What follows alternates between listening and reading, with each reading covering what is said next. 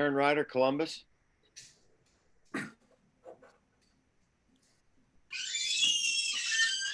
Did we get everybody? All right. Now, I am reminded, and I set a poor example myself, when guests speak, we'd like you to give your name and where you're from. And when commissioners such as myself, Gerald Lauber, talk, we want to say who we are to make it easier to determine who's talking during the recording. Anna Zander does not have a white spot on her tail. So thank you. In any case, at this point, I want to open this to public comment on non-agenda items. Is there anybody that has something they'd like to discuss that is not on the agenda for this evening? And if so, Jason will figure out, or Nadia, how to make that possible.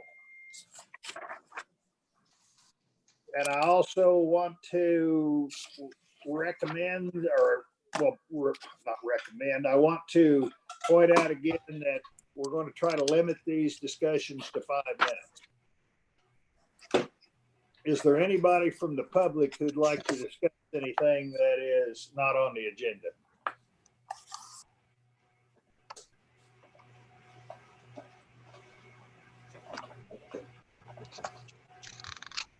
Well, all right then. Levi, we have a limited public hearing this evening. Levi, you want to take over here? All right, Levi Jaster and Emporia. Can you hear me? Okay. Yes. Yes. All right. Thank you, Mr. Chairman, members of the commission. So tonight we're looking to vote on the 115-25-9A, which is the deer open seasons on our military subunits. So to jump into it, on Fort Riley, they're requesting that we approve the designated person season, or the youth season, would also, besides the normal state season, be October 10th through October 12th, which is the same weekend as the pre-rut firearms season, antlerless season. They're also requesting that their open firearms season dates be November 27th through November 29th and December 15th through December 23rd. And then they request additional days of archery season for individuals authorized by Fort Riley, typically troops that will be deployed or have been deployed during the regular season. They're requesting September 1st through September 13th and January 11th through January 31st. And then they would like to close the pre-rut whitetail antlerless only season and not have that on the fort. So any questions about the Fort Riley seasons? Gerald Lauber. Levi, do our conservation officers patrol the forts, or do we leave that up to the military to do it and maybe call us in for issues? I am not sure. I know that they do some of their own patrolling, but I don't know whether we assist them or not. Mr. Chair, this is Yeah. Brad Douglas. Jason Ott might be on the call. Jason, are you out there?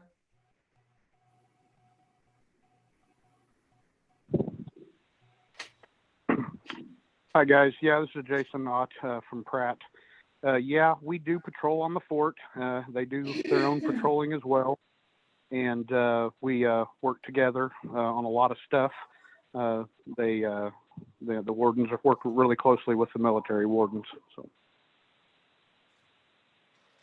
Gerald again. The reason I asked, I've generally always taken the approach that if what the fort wants, it's fine with me that they have it. We have a pretty good partnership with them. I just didn't know whether if we started having seasons conflict with one another, whether that created an extra burden on law enforcement or not. Somehow I suspect that it doesn't create a problem, but that was my only thought. Jason Ott and Pratt, I would say that it probably doesn't create any extra burden for us. We're already working with those people, and their season dates may be a little different in and amongst the different forts, but like I said, the guys are already working closely with the federal wardens, so it's typically not an issue. All right. Is there any other questions for Levi from the commission?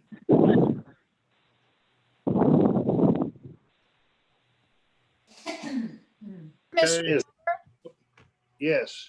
Nadia Reimer, Chief of Public Affairs. I just wanted to make it known that we do have the supervisory wildlife biologist from Fort Riley available to speak if you guys would like.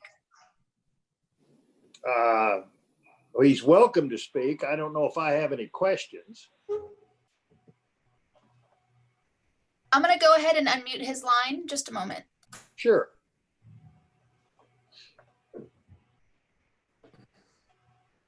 Derek, you can go ahead and speak if you'd like. Yep. Good evening, everybody. I take this moment to introduce myself. I'm the new supervisor of wildlife biologist taking over for Sean Stratton at Fort Riley. And what Jason was saying was, yeah, we do have several of our own game wardens. We do work with the state. We do most of our own patrolling. I didn't want to add too much else, take up your time, but mostly just introduce myself. Gerald Lauber, well, thank you very much. And you've answered a question for me. So is there any other questions for Derek or for Levi from the commission or from the public?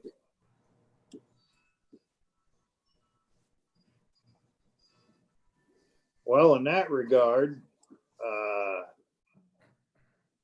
I think,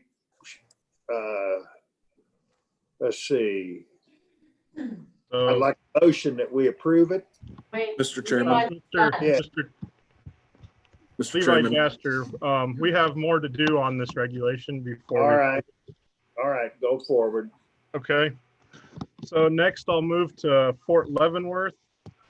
They're requesting that the only big differences from statewide season is that their open firearm season would be November 14th through November 15th, November 21st and 22nd, November 26th through November 29th, December 5th, and December 6th, December 12th, and December 13th. So it's the same number of days. They just are moving it to be weekend days on Fort Leavenworth. And then their extended firearms season for antlerless white-tailed deer, they're requesting that it be January 1st through January 24th. And then also to have an extended archery season for antlerless white-tailed deer, January 25th through the 31st. And then the Smoky Hill, they are requesting their open firearm season be December 2nd through December 13th. Smoky Hill this year is the same as our statewide season. And so that would be complete the seasons and any differences from statewide seasons with the military subunits. With that, I'll take questions. All right, Gerald here again. I was looking at the agenda and not the back part, and sorry to interrupt your delivery here. Is there any questions for Levi?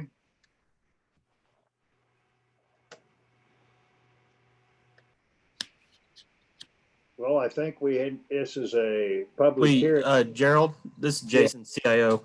We do have a question from Michael from the public. We were Sure. ready to say that. I'll unmute you, Michael.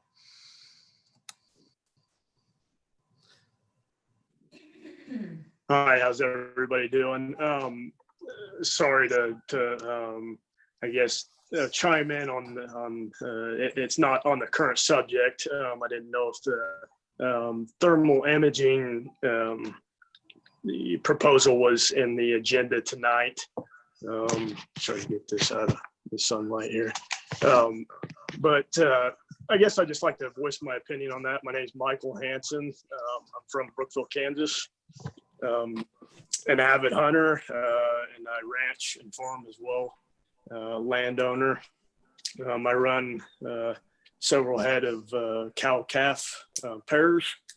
I guess just my reason to be involved in this tonight was just to I guess give my opinion about the thermal imaging. And I'm not too for sure what the proposal is. I do know that that there's going to be a specific season for thermal imaging to hunt fur bears is what I'm in the impression of. I guess my opinion of that, and I would like to not see that go through for just a couple different reasons, I guess. As a landowner, I have seen several instances of poaching. You know, as a landowner, I really disrespect that. But also as a hunter, you know, I respect wildlife. I'm a law abiding, and I abide by the regulations. And the reason the regulations are there is are for the wildlife and to protect the wildlife.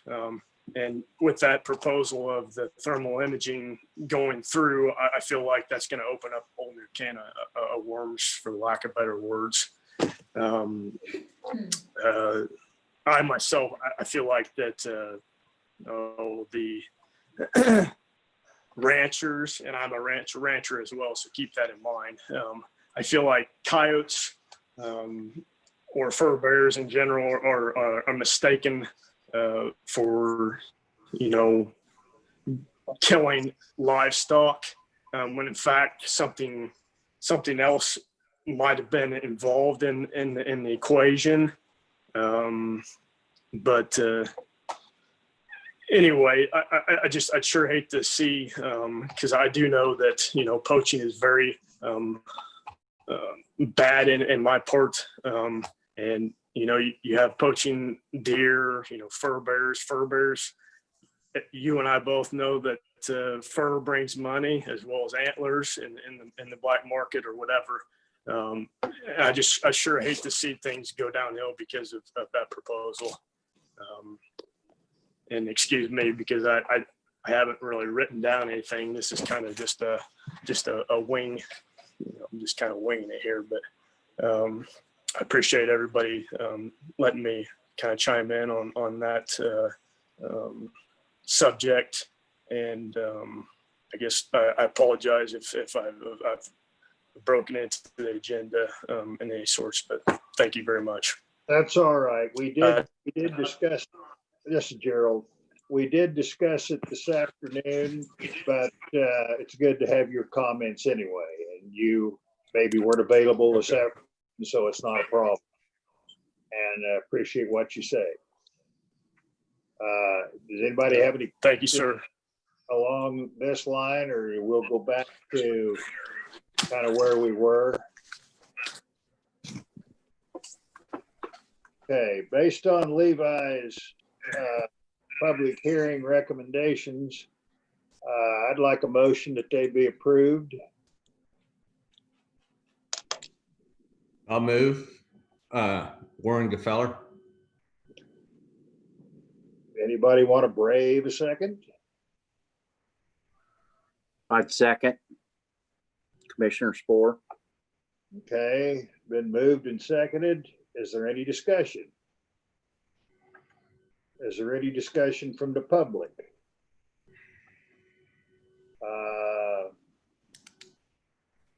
Okay, hearing none. Sheila, you want to give a roll? Okay, I'm going to mix it up a little bit, so pay attention. Commissioner Sporer, Yes. Commissioner Sill, Yes. Commissioner Ryder, Yes. Commissioner Hazlett, Yes. Commissioner Gefeller, Yes. Commissioner Cross, Yes. Commissioner Lauber. Yes. Pass 7-0. Okay, that concludes the business we have, the formal business. Is there anybody else out there, because it's kind of a new format, is there anybody else that has any public comment that they would like to have, that'd like to discuss?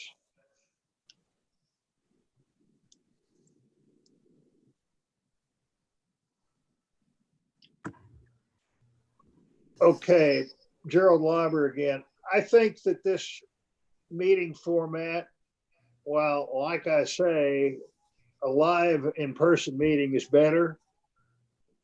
I think this worked out pretty well. And I've encouraged staff to continue to review how we can allow the public to access future meetings by using this format or a format similar to this. And it costs the department a lot of money to have a live meeting. Well, I honestly think they're better, and we can find it in our budget to do it. Having this from time to time is probably going to be increasingly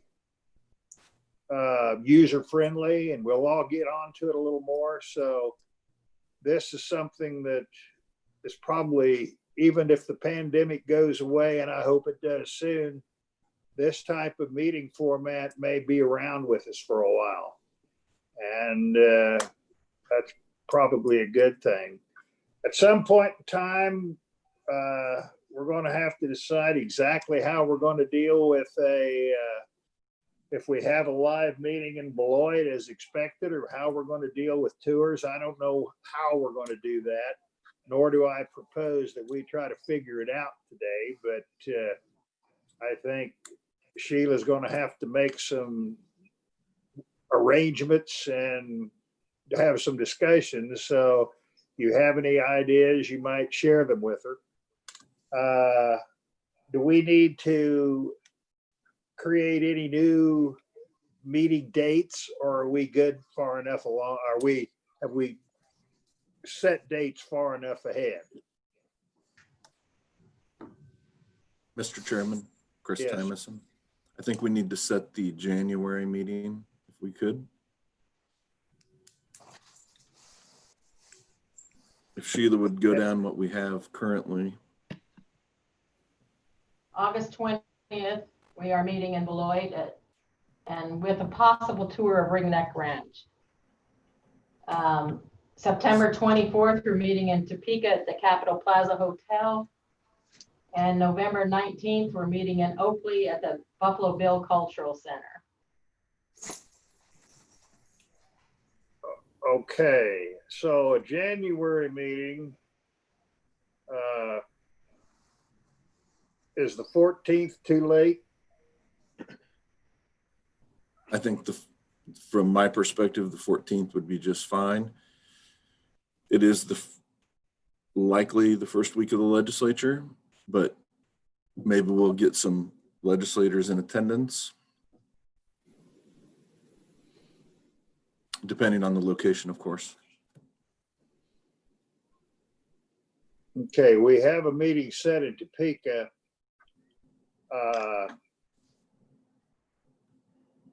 We have a meeting set in Topeka for September. Yes. We Okay. just took one that we had and switched it over. Do we want to try to figure on going back to New Strawn? We can.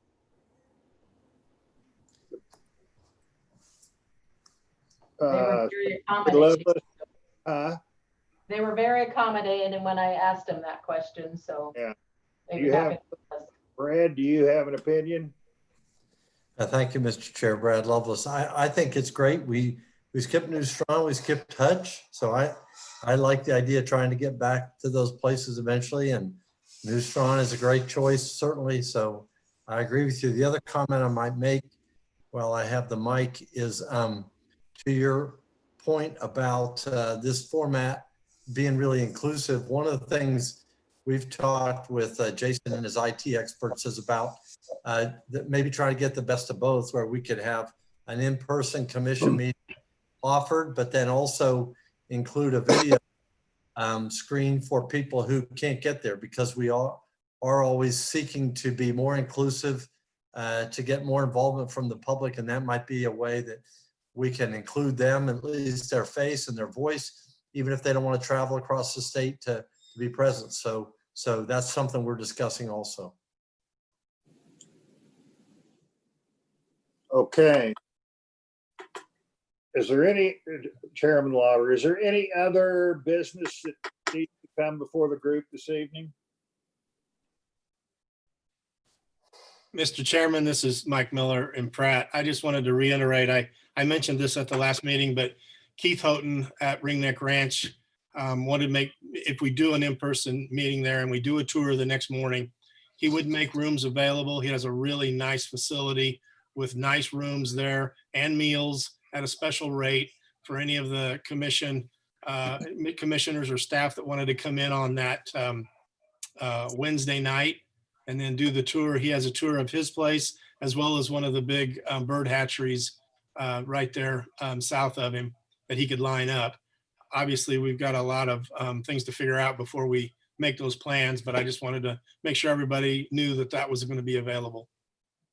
If you haven't been there, it's worth the drive. It's a beautiful, beautiful ranch, beautiful facility that he has right there in the, I guess they call them the Blue Hills. It's the Northern Smoky Hills. And it's really, really pretty. Okay. Any other comments this evening?